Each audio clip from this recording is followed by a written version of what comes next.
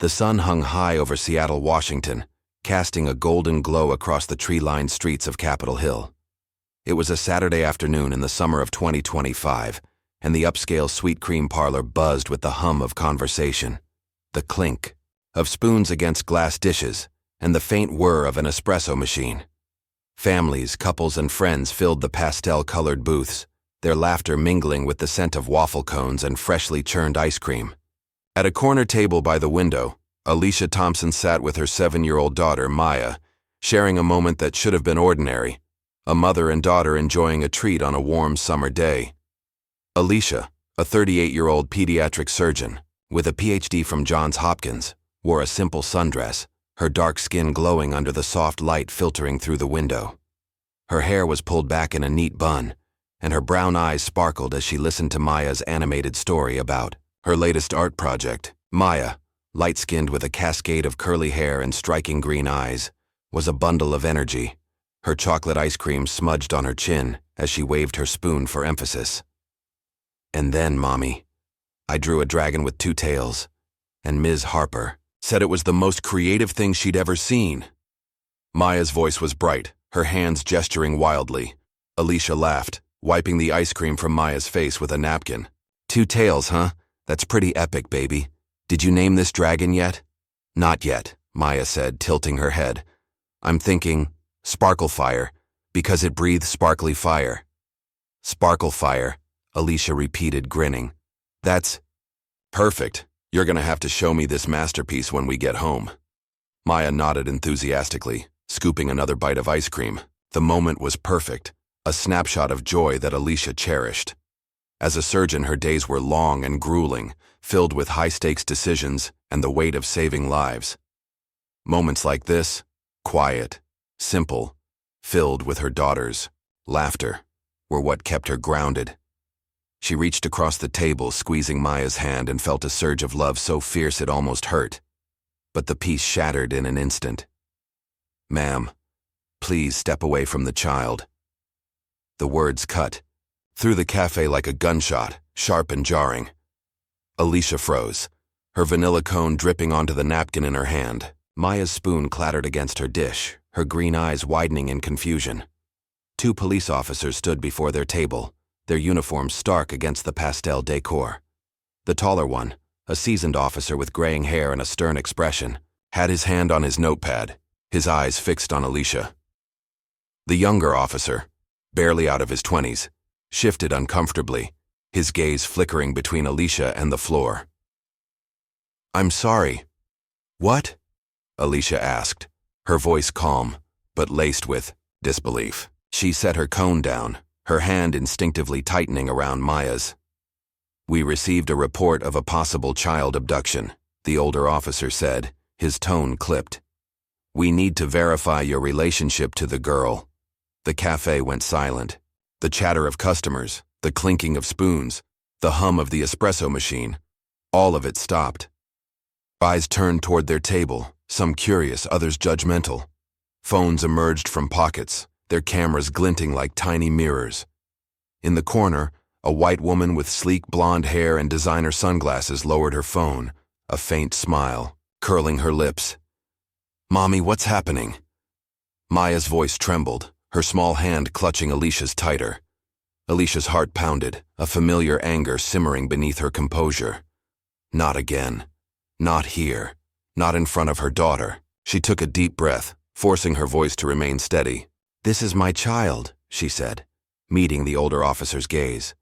"What exactly are you accusing me of?" The younger officer, clearly uneasy, shifted his weight.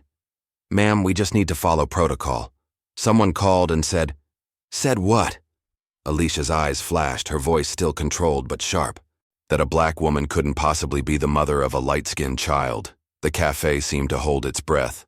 The older officer's expression faltered, uncertainty creeping into his stern demeanor. "We're just doing our job," he said. But his tone had softened, as if he sensed the situation slipping out of his control. Alicia knelt to Maya's level, keeping her voice gentle despite the storm raging inside her. "Baby, remember what Mommy taught you? Sometimes people make mistakes about our family, but we know who we are." She stood, facing the officers with a dignity that seemed to fill the entire space. "You want to verify our relationship? Fine. I'll show you what you need." She reached into her purse, pulling out her driver's license and Maya's school ID, which listed Alicia as the primary guardian. "Here," she said, handing them over. "This is my daughter, Maya Carter. I'm Dr. Alicia Thompson, her mother. Anything else?" The older officer examined the IDs, his brow furrowing. The younger one glanced at the documents, then at Maya, who was now shrinking into her chair, her ice cream melting untouched. "Ma'am, if you could just... I've shown you my driver's license. I've shown you Maya's school ID. What more do you want?" Alicia's patience was wearing, thin, but she kept her voice measured. 20 years of microaggressions had taught her to never give them a reason to escalate. She could feel the eyes of the cafe on her, the weight of their judgment, their curiosity, their silent assumptions. From across the room, the blonde woman, Susan Reynolds, though Alicia didn't know her name yet, was speaking loudly to another customer. "I'm telling you, something wasn't right. That child doesn't look anything like her. I've seen it on the news. Human trafficking is everywhere these days." Alicia closed her eyes for a moment, the words cutting deeper than she wanted to admit. How many times had she heard variations of this? At Maya's school events, where other parents assumed she was the nanny. At the grocery store, where strangers asked if she was babysitting. At the pediatrician's office, where new staff questioned whether she had permission to make medical decisions for her own daughter. Each incident had chipped away at something inside her, a quiet erosion of her sense of belonging in spaces where she had every right to be. "Mommy, can I sit with you?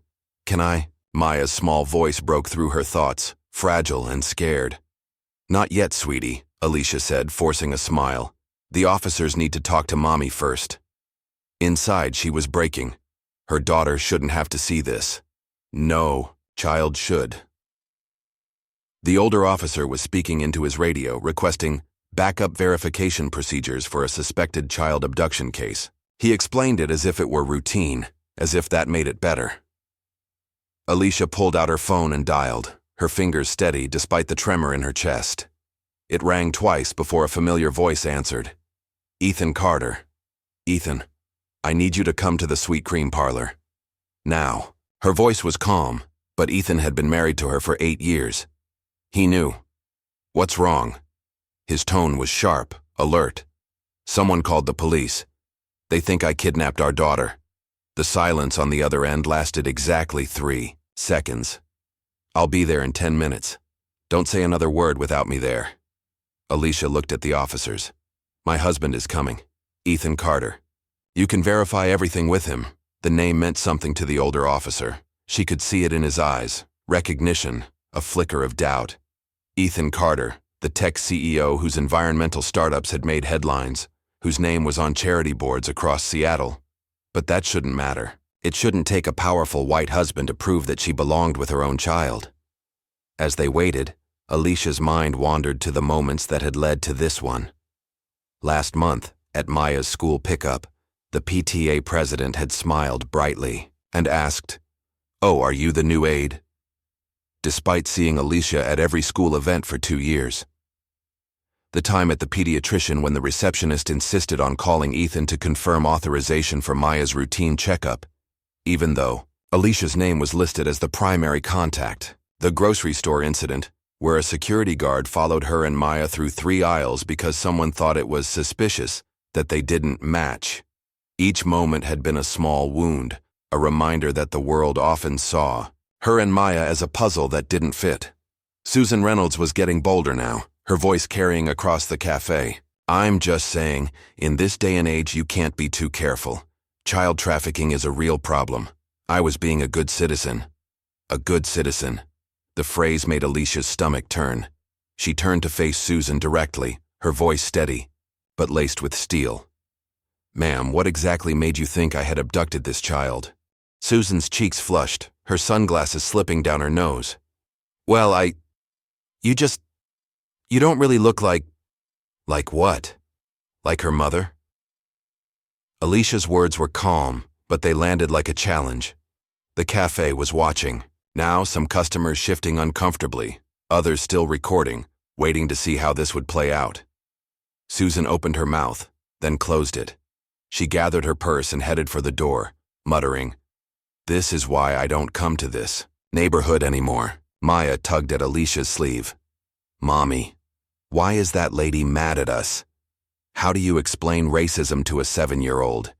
How do you tell your child that some people will look at your family and see something wrong?"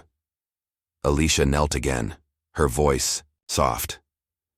"Some people make quick decisions without thinking, baby. That lady made a mistake." But it wasn't just a mistake. It was a choice to see danger where there was love, to call armed officers to investigate a mother and daughter sharing ice cream. The younger officer was looking increasingly uncomfortable. "Ma'am, I want to apologize for the inconvenience. Protocol requires us to what?" Alicia's composure was beginning to crack. "To treat every black woman with a light-skinned child as a potential kidnapper? This isn't protocol. This is profiling." The cafe door swung open with such force that several customers jumped. Ethan Carter strode in, his 6'2" frame commanding the room. His sandy brown hair was slightly disheveled, his face a mask of controlled fury. His eyes found Alicia first, then Maya, then the officers. "What the hell is going on here?" The older officer straightened.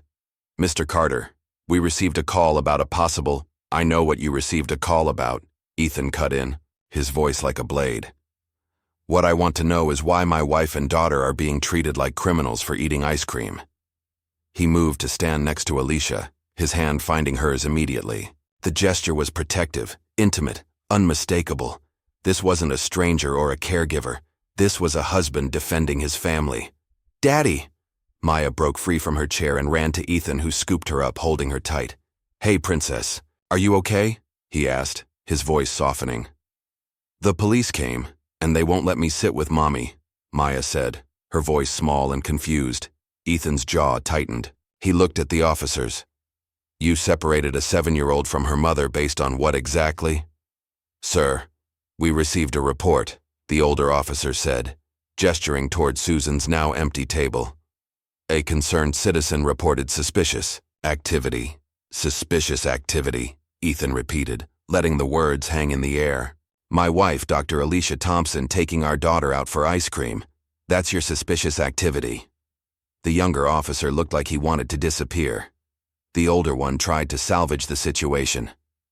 "Mr. Carter, I understand you're upset, but we were just following protocol. Your protocol is racist," Ethan said flatly.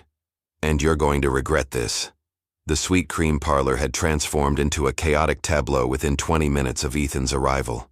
The pastel walls and cheerful decor seemed almost mocking against the tension that now filled the space. Customers lingered, some out of curiosity, others out of discomfort, their phones still recording as the scene unfolded.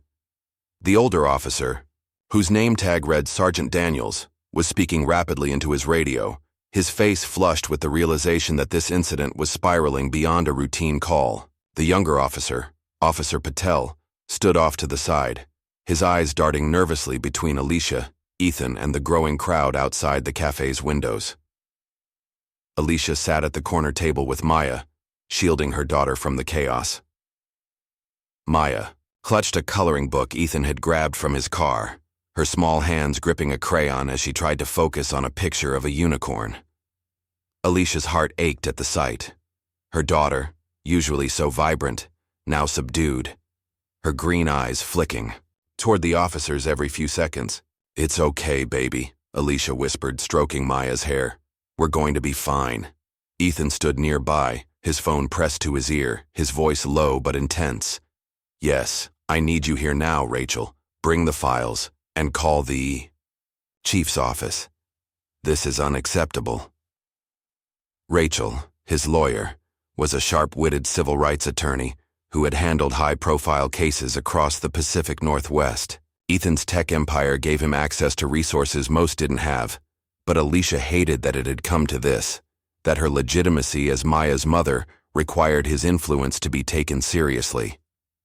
The cafe door swung open again, admitting a police supervisor, Lieutenant Harris, whose presence seemed to shift the room's gravity.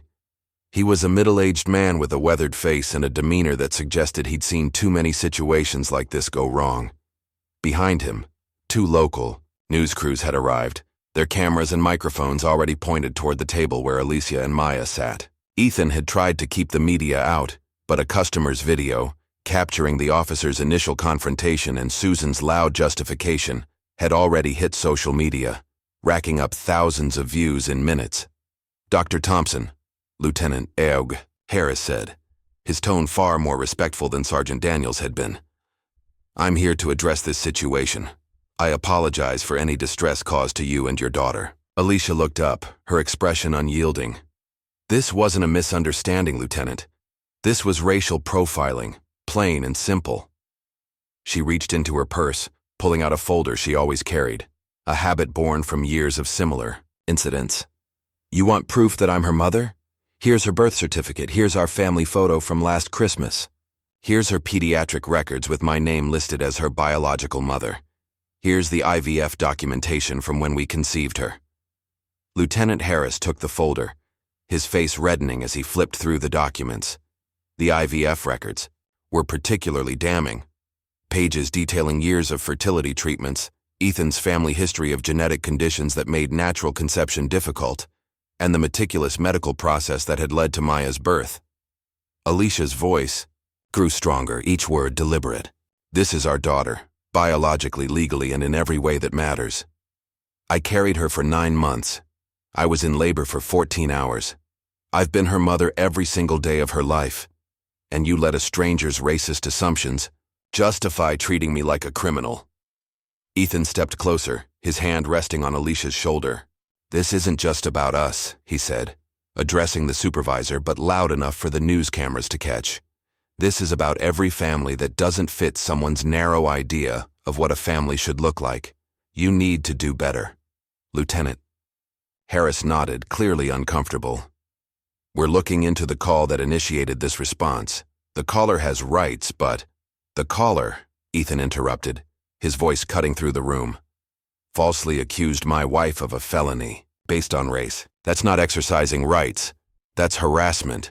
Alicia glanced at Maya, who was coloring with fierce concentration, pretending not to listen. "I want this investigated," Alicia said, standing to face the supervisor. "I want accountability, and I want assurance that no other family goes through this." Her eyes swept the cafe, landing on the news cameras and the customers still watching. "This isn't just about us. This is about every multiracial family, every adoptive family, every family that doesn't look like what people expect. We have the right to exist in public without justifying our relationships to strangers." Rachel, Ethan's lawyer, arrived. Moments later, her presence commanding as she began taking notes and speaking quietly with Ethan. The news crews moved closer, their reporters asking for statements, but Alicia waved them off. She wanted to protect Maya from the spotlight, to keep this moment from defining her daughter's childhood. But the video was already spreading, shared and reshared across platforms, with hashtags like "Family Not Suspects" and "Alicia Thompson" trending by the hour. As the police supervisor promised a full review and the officers retreated, Alicia and Ethan gathered Maya and left the cafe, the weight of dozens of eyes following them. Outside, the summer air felt heavy, the sun no longer a comfort. Maya clung to Ethan's hand, her voice small. "Mommy, are we in trouble?" "No, sweetheart," Alicia said, kneeling to meet her daughter's eyes. "You didn't do anything wrong. Neither did Mommy or Daddy. Some people just made a mistake." "Because I don't look like you?" Maya asked, her directness piercing Alicia's heart. Alicia hesitated, then nodded. "Yes, baby, because of that. But that's their mistake, not ours. You're my daughter, and I'm your mommy, no matter what anyone thinks." Maya nodded, but her eyes were still clouded with confusion. Ethan lifted her into his arms, his jaw tight. "Let's go home, princess," he said, his voice gentle but strained. As they walked to the car, Alicia felt the weight of the day settle into her bones. The humiliation, the fear, the anger, but also a flicker of resolve. This wasn't the first time she'd faced this kind of prejudice, but it would be the last time she let it pass without a fight. By evening, The incident at the sweet cream parlor had exploded online. The video, uploaded by a customer named Jenna, who'd been sitting 2 tables away, had been viewed over 1 million times. It captured everything. The officer's initial demand, Alicia's calm but firm responses, Susan's loud justification, and Ethan's furious arrival. Comments poured in, some supportive. "This is disgusting, that family deserves an apology." Others vicious. "Why didn't she just comply? She made it a big deal." The hashtags, Justice for Alicia and Dodge End Racial Profiling trended alongside. Family not suspects and news outlets began picking up the story. The woman who'd made the call was identified within hours, Susan Reynolds, a 50-year-old real estate agent who lived in a gated community just outside Capitol Hill. Her LinkedIn profile vanished by nightfall, and her company's phone lines were flooded with complaints. By the next morning, her employer had placed her on administrative leave, issuing a statement that they were reviewing the incident and committed to diversity and inclusion. Susan herself went silent, her social media accounts locked or deleted. Alicia, however, wasn't focused on Susan. She was focused on Maya. That night, as they sat in their modern, light-filled kitchen in their Queen Anne home, Alicia watched Maya scroll through a tablet filled with supportive messages from strangers around the world. "Look, Mommy, someone from London said you're a hero," Maya said, her voice brighter than it had been all day. Alicia smiled, pulling Maya into her lap. "I'm not a hero, baby. I'm just your mom. How are you doing with all this?" "I'm okay," Maya said, but her brow furrowed. "I don't understand why that lady was so mean. Was it because you're brown and I'm not?" The directness of children always took Alicia's breath away. She nodded, choosing honesty. "Yes, sweetheart. Some people make judgments based on how things look instead of how things really are. That lady saw us together and made assumptions." "That's silly," Maya said matter-of-factly. "You're still my mommy." "I am always," Alicia said, kissing her daughter's forehead. "And you're always my Maya." Ethan walked into the kitchen, his laptop under his arm. "The interview requests are getting crazy," he said, setting the laptop on the counter. "CNN, Good Morning America, The Today Show. Everyone wants to talk to you." Alicia considered this. For 8 years, she'd tried to fly under the radar, to avoid making waves, to prove she belonged in every space she entered. School events, medical conferences, even the grocery store. She'd swallowed countless slights, explained herself calmly, carried documentation to avoid moments like today. But maybe it was time for a different approach. Maybe silence wasn't the answer anymore. "Set up one interview," she said finally. "Something prime time, something that will reach people." Ethan nodded, a spark of pride in his eyes. "I'll make it happen." 3 days later, Alicia sat in a brightly lit studio across from a national news anchor, Maria Lopez, whose empathetic demeanor had made her a household name. Maya was at home, sleeping peacefully under Ethan's watchful eye, but Alicia could still feel her daughter's presence, her small hand clutching hers in the cafe. The studio lights were hot, the camera lenses unblinking, but Alicia felt a strange calm. This was her moment to speak, not just for herself, but for every family who'd been questioned, every parent who'd been doubted. "Dr. Thompson," Maria began, leaning forward. "Tell us what happened at that ice cream parlor in Seattle." Alicia looked directly into the camera, her voice steady. "What happened was that someone looked at my family and decided we didn't make sense to them. They saw a black woman with a light-skinned child and jumped to the worst possible conclusion: kidnapping.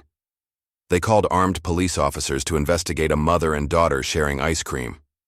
Maria nodded, her expression somber. "How did that make you feel?" "Tired," Alicia said honestly, the word carrying years of weight. "I'm tired of proving that I belong with my own daughter. I'm tired of carrying documentation to verify our relationship. I'm tired of having conversations with my 7-year-old about why strangers question whether I'm her mother." The anchor leaned closer. "The woman who made the call, Susan Reynolds, has faced significant backlash. If she were watching tonight, what would you say to her?" Alicia paused, gathering her thoughts. "I'd say that her call traumatized A child and humiliated a family for no reason other than her own discomfort with how we look together. I'd say that being a concerned citizen doesn't mean policing families who don't match your expectations. She took a breath, her voice softening. But I'd also say that she has an opportunity now. An opportunity to learn, to grow, to think about the impact of her actions. We all have biases. The question is whether we're willing to examine them and do better. The interview lasted 20 minutes, but the clip of Alicia's response was viewed over 10 million times in the first 24 hours. Social media erupted with support, with users sharing their own stories of being questioned or profiled. Family not suspects became a rallying cry, and Alicia's words, "Love doesn't come with a color chart," were quoted in editorials, tweets, and even a mural painted on a community center in downtown Seattle. Back home, Alicia watched the interview air with Ethan and Maya. Maya, curled up on the couch with a stuffed dragon, looked up at her mother. "You sounded really strong, Mommy." Alicia smiled, pulling her daughter close. "I was strong because of you, baby. You make me brave." Ethan squeezed her hand. "You're changing things, Alicia. People are listening." "I hope so," she said, her voice quiet but resolute. "I hope this makes a difference." The weeks following Alicia Thompson's primetime interview were a whirlwind of attention, both wanted and unwanted. The viral video from the Sweet Cream Parlor had ignited a national conversation, and Alicia found herself at its center. Support poured in from across the globe. Letters, emails, and social media messages from multiracial families, adoptive parents, and advocates who saw their own struggles reflected in her story. But there was also backlash, anonymous online comments questioning her motives, accusing her of playing the race card, or dismissing the incident as just a misunderstanding. Alicia read a few, then stopped. She didn't need to justify her truth to strangers hiding behind screens. At home in their Queen Anne residence, Alicia focused on healing. Maya, now 7.5, was resilient but not untouched by the incident. She'd started asking questions: why people stared at them, why the police had come, why that lady thought Mommy wasn't her mommy. Alicia answered as honestly as she could, tailoring her words to a child's understanding. "Some people look at us and don't understand our family," she'd say, cuddling Maya on the couch. "But we know who we are, and that's what matters." Ethan, ever the protector, threw himself into action. His tech company's foundation, Carter Innovations, redirected funds to support families facing discrimination, and he worked closely with Rachel, their lawyer, to ensure the Seattle Police Department followed through on its promise to investigate the incident. The department issued a public apology, admitting that the officers' response had been guided by implicit bias, and announcing mandatory training on racial profiling. Susan Reynolds, the woman who'd made the call, faced no legal consequences. Her actions, while harmful, didn't meet the threshold for criminal charges, but her professional life unraveled. Her real estate firm quietly let her go, and her name became synonymous with the incident, a cautionary tale about the dangers of snap judgments. Alicia, however, wasn't interested in revenge. She wanted change. The idea for the family unity center was born late one night as she and Ethan sat in their home office, surrounded by stacks of supportive letters and donation offers that had flooded in after the interview. "We can't just let this fade," Alicia said, her voice firm. "This isn't just our story.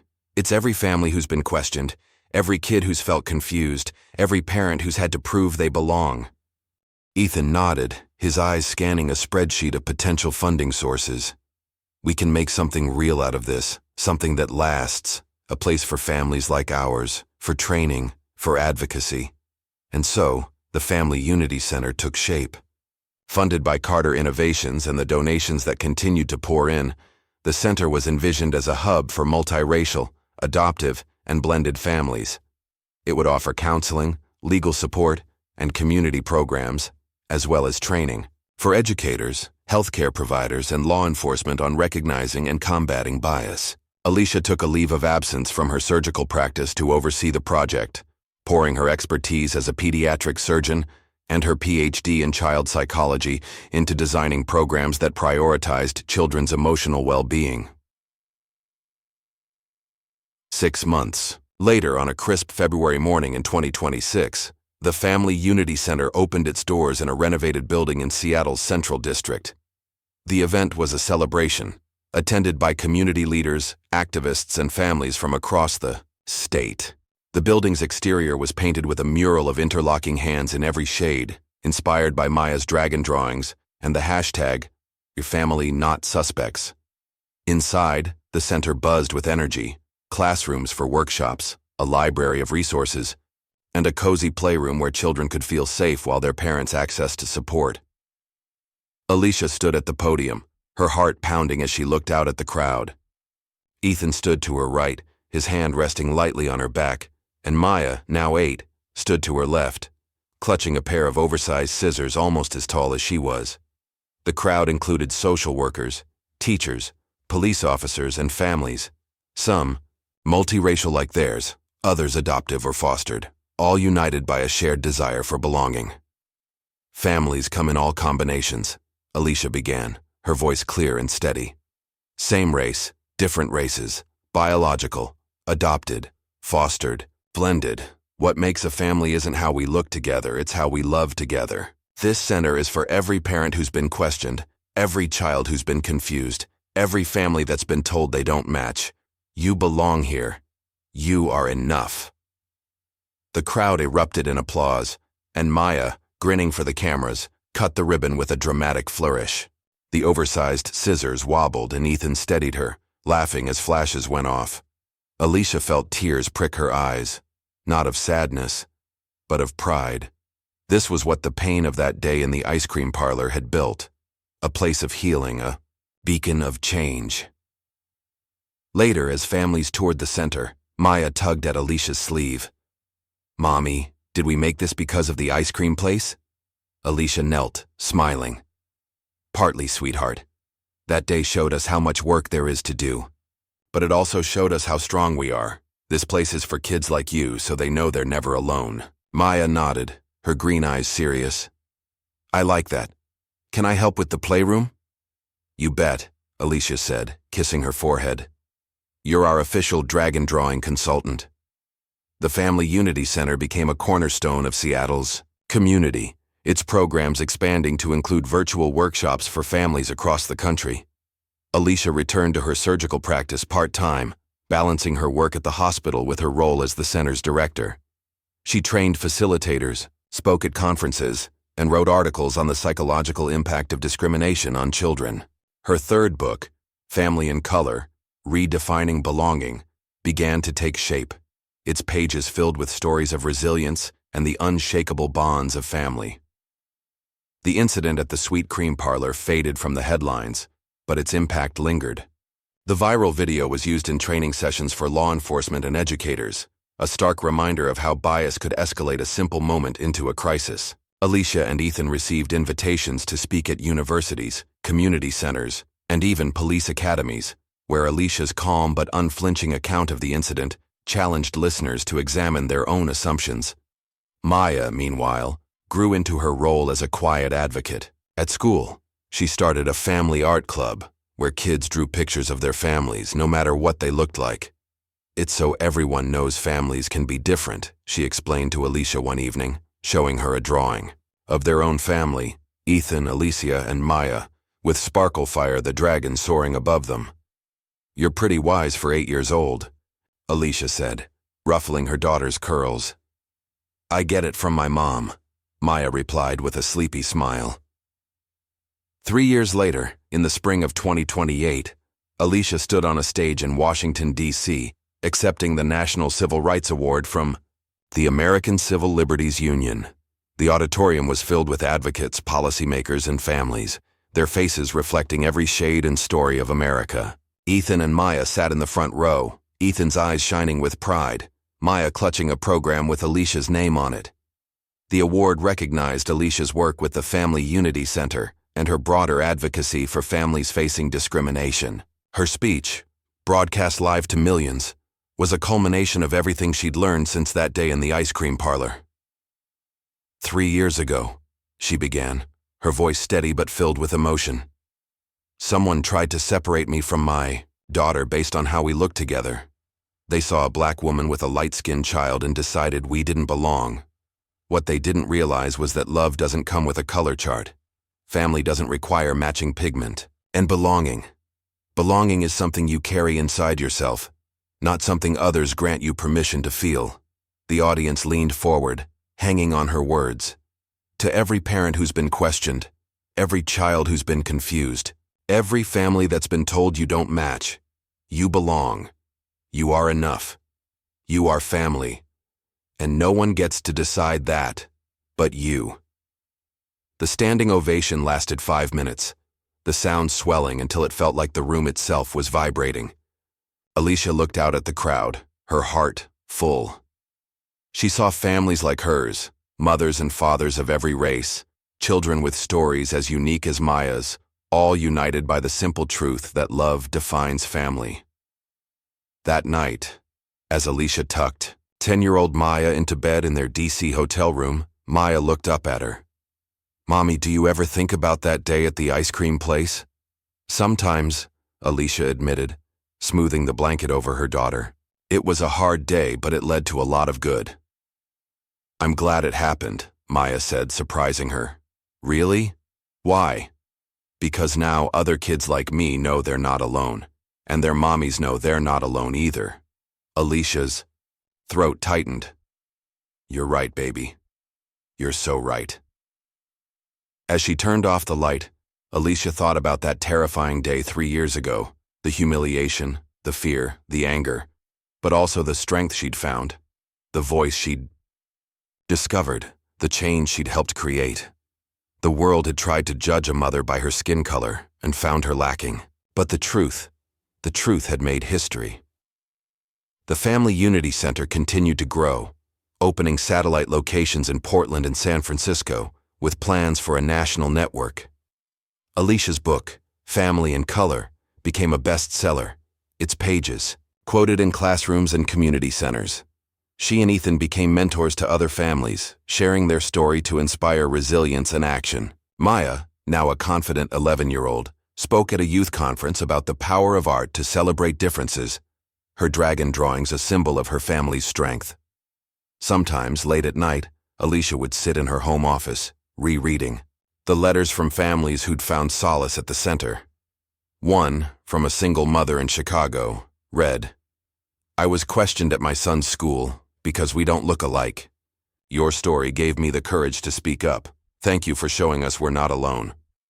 Alicia kept that letter on her desk, a reminder of why she'd fought. The world had tried to diminish her, to reduce her to a stereotype, but she'd refused to be diminished.